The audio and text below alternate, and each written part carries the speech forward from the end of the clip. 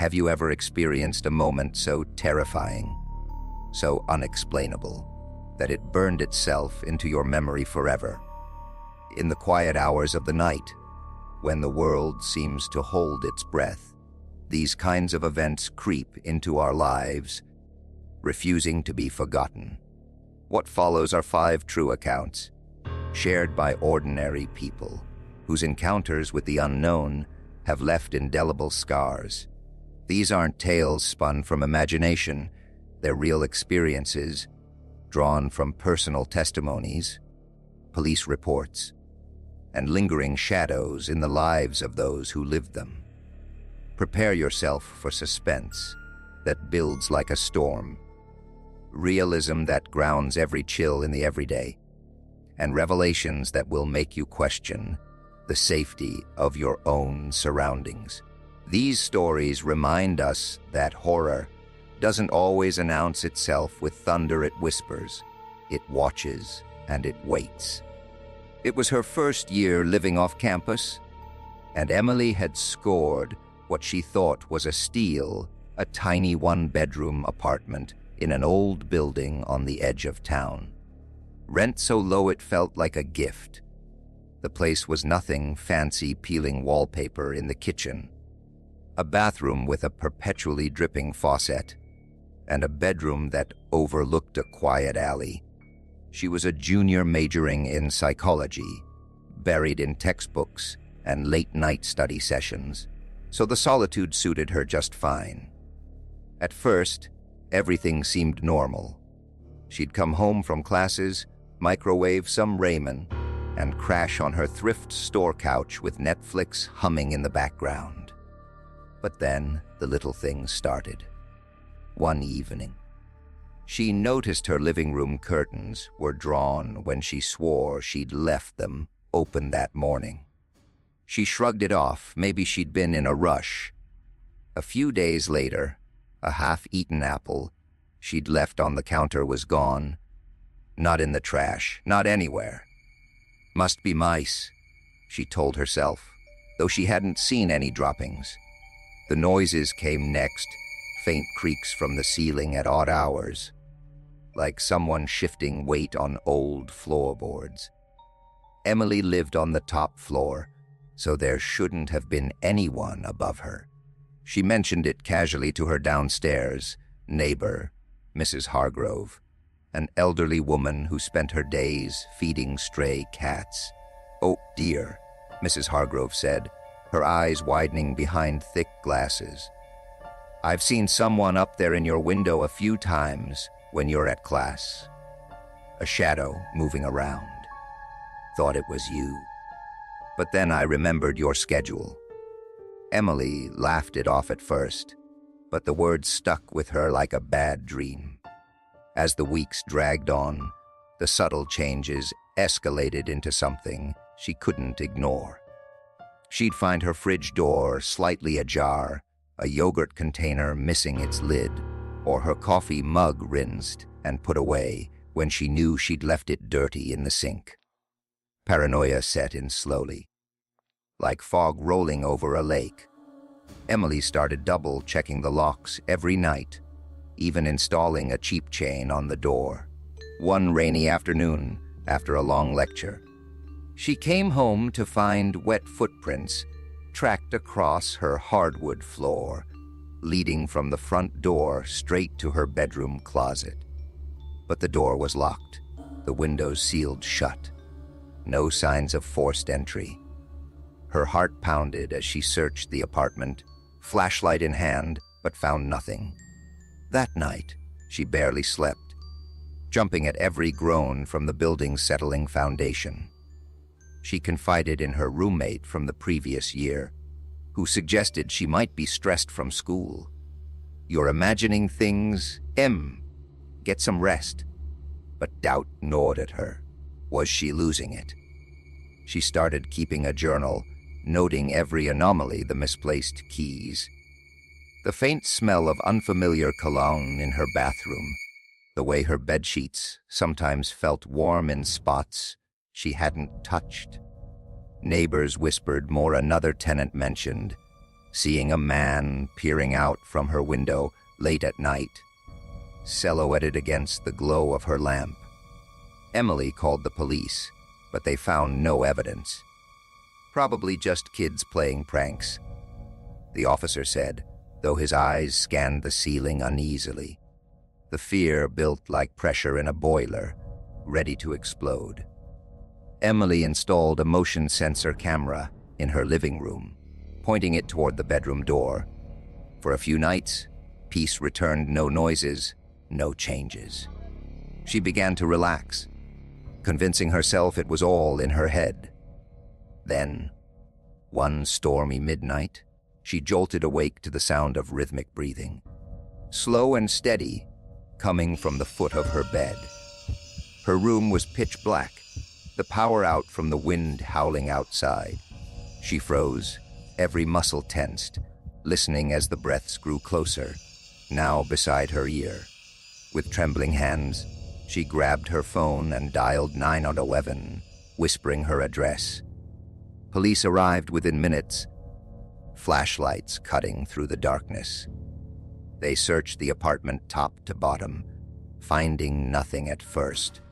But then one officer noticed a loose panel in the ceiling above her closet, a small access hatch to the crawl space, hidden behind insulation.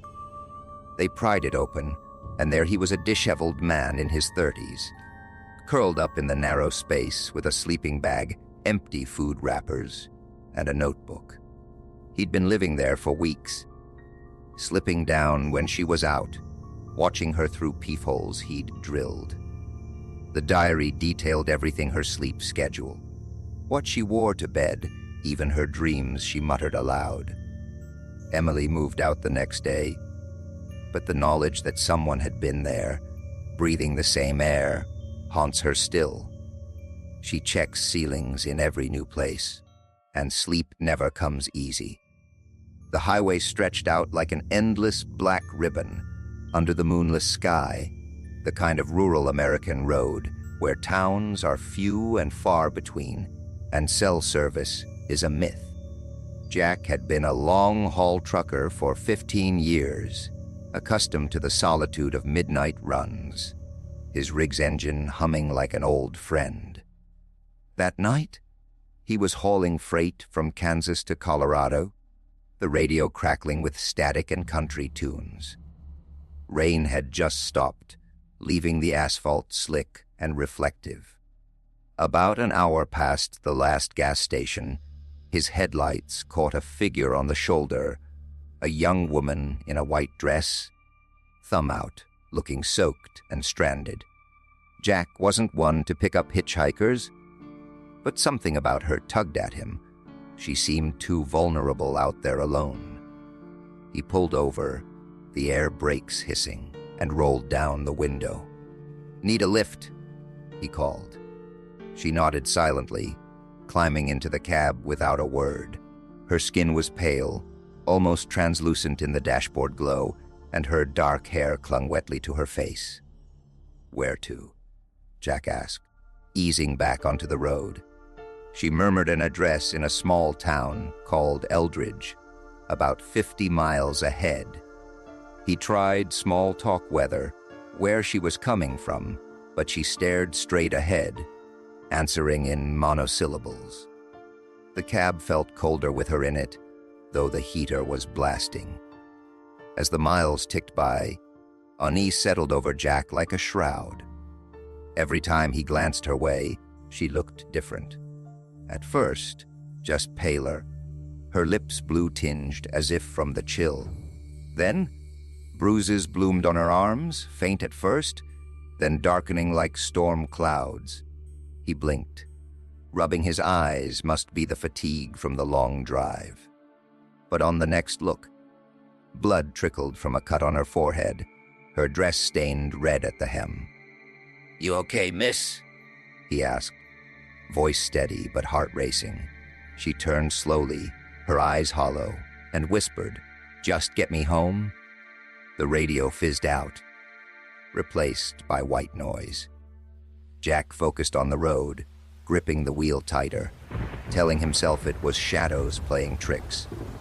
The town of Eldridge appeared on a faded sign, and he followed her directions down winding back roads to an old Victorian house on the outskirts, its windows dark and boarded. "Here we are," he said, but when he turned, the seat was empty. No door had opened, no footsteps faded away. Shaken, he knocked on the house door, anyway no answer, just dust and decay. The place looked abandoned for years, vines choking the porch. The next morning, Jack stopped at a diner in the town center, nursing coffee and replaying the night. He mentioned the hitchhiker to the locals, describing her in detail. Faces paled around the counter. "That sounds like Sarah," the waitress said, pulling out an old newspaper clipping from behind the bar. A girl matching her description had been murdered on that highway a decade ago, strangled, and left for dead after a date gone wrong. Her body was found near where Jack picked her up, and she'd given her home address to rescuers before dying. But the real kicker came when Jack reviewed his dashcam footage back in his rig. The video showed him talking to an empty seat the whole time, his questions hanging in the air unanswered, the cab door never opening. He quit trucking soon after, but on lonely nights, he swears he sees her in his rearview mirror, still waiting for that ride home. The farmhouse was a dream come true for Sarah and Tom, a sprawling fixer upper in the rolling hills of Vermont. Bought at auction for a fraction of its worth. They'd been city dwellers too long, craving the peace of countryside, living after years in a cramped apartment. The place needed work, creaky floors, outdated wiring, and a basement that smelled of damp earth. But it had character, with original wood beams and a wraparound porch perfect for summer evenings. They moved in during early fall, leaves turning gold outside their windows. The first oddity was the basement door, nailed shut from the outside with thick, rusted spikes, as if someone had sealed it in haste. Probably to keep out critters, Tom joked. But Sarah felt a chill every time she passed it. Nights brought the noises muffled thumps, like something heavy being dragged, followed by scratching that echoed through the vents. They'd lie awake, listening, Tom assuring her it was just the house settling or raccoons in the walls. But the sounds grew insistent, always from behind that door. Curiosity turned to frustration as the disturbances persisted. Sarah researched the property online, finding nothing unusual, just old farming records. One sleepless night, Tom grabbed a crowbar and pried the nails free, the wood splintering with a groan. Behind it was a narrow staircase leading to a sub-basement, but the far wall was bricked up, mortar crumbling with age. They shone flashlights inside a small chamber, floor strewn with faded children's drawings, stick figures in crayon, houses with smiling suns. Old toys lay scattered, a rusted tricycle, a doll with missing eyes, wooden blocks etched with names. And on the walls, deep claw marks, as if tiny hands had scraped desperately for escape. Sarah's skin crawled, the air felt thick, charged with unspoken tragedy.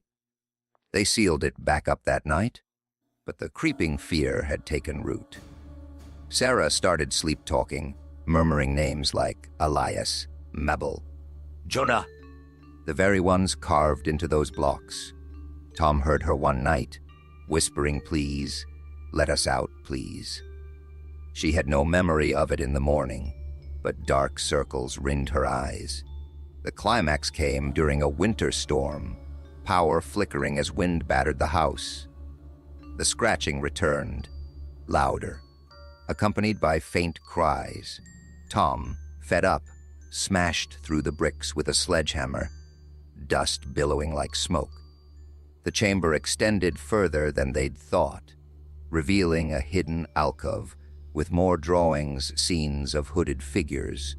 Children huddled in fear. Sarah joined him, but as they explored, she froze, repeating those names aloud, her voice not her own. They fled upstairs, calling a local historian the next day.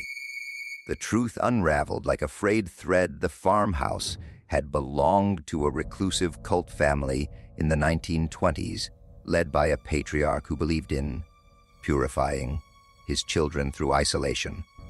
The kids Elias, Mabel, Jonah, and others had vanished one night, presumed runaways, but rumors whispered of darker fates. No bodies were ever found, but the names matched exactly. Sarah and Tom sold the house soon after, but the echoes linger. Sarah still wakes whispering those pleas, wondering if the children ever truly left.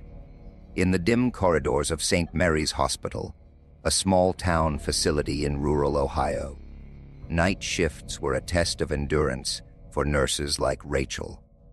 The building was old, with wings added haphazardly over decades, some rarely used. Rachel had been there 5 years, handling everything from flu cases to emergencies with steady hands. But one autumn, staffing shortages meant she was assigned to the east, wing an area shuttered for renovations, or so she thought.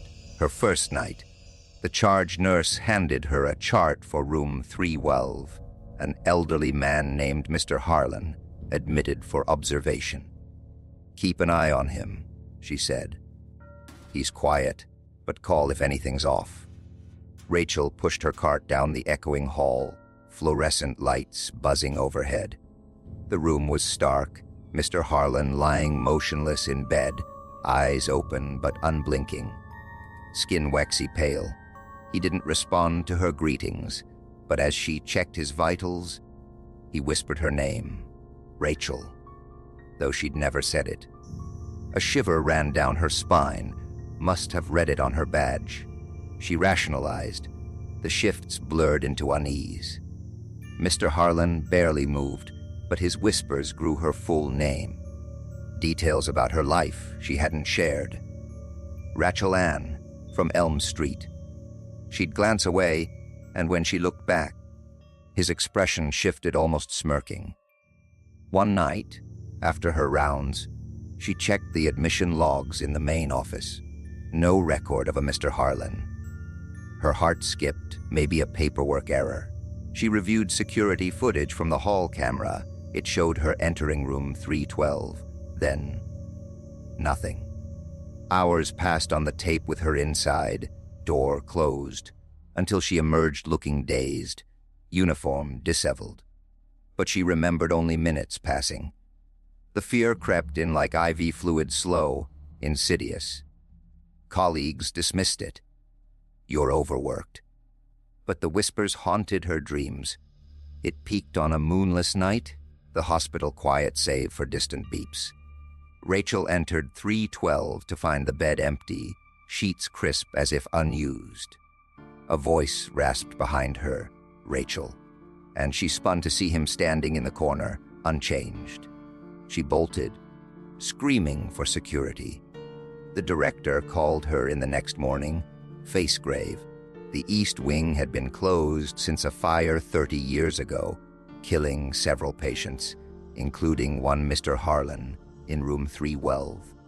No one had assigned her there. It was a mix-up. Rachel quit that week, but the whispers follow her still, echoing in empty rooms. The suburban street was picture-perfect, manicured lawns, kids on bikes, the hum of weekend barbecues. Alex, fresh out of college, rented a modest house, thereafter landing his first job in marketing. It was affordable, quiet, a far cry from dorm life. His next-door neighbor's place caught his eye, immediately blinds always drawn. No cars in the driveway, yet he'd glimpse a figure peeking out, watching. At first he waved, but the blinds snapped shut. Nights brought flickers, lights pulsing, irregularly in upstairs windows, sometimes accompanied by muffled screams that could be TV noise or not. Alex mentioned it to other neighbors at a block party. "Oh, the Johnsons." They keep to themselves, one said, but their tone was off, evasive. The oddities mounted. Alex's dog would bark at the fence line, hackles raised. One evening, he swore he heard pounding from next door, like someone trapped. Police sirens wailed that night, lights flashing, but when officers left, the house stood silent, dust thick on the windowsills. Peering over the fence, Alex saw no one, but upstairs, a silhouette lingered. Curiosity gnawed after weeks. He hopped the fence during a rainstorm, finding the back door ajar. Inside, time had stopped a dining table set with moldy food, chairs askew, dust blanketing everything. Upstairs rooms held faded photos of a family, calendars stopped at a date 10 years prior. Records at the library revealed the truth. The Johnson family had vanished a decade ago. No trace. House left as is. Alex returned home shaken. The next morning, a note on his doorstep read, "Mind your own house." He moved shortly after, but the peeking eyes follow in his periphery. Whether you believe in ghosts, stalkers, or the things that hide in plain sight, sometimes the most terrifying stories are the ones that leave no answers, only questions. As these accounts fade into the night, remember the ordinary can turn sinister in an instant, and the memories they etch may never fully erase. Sleep well if you can.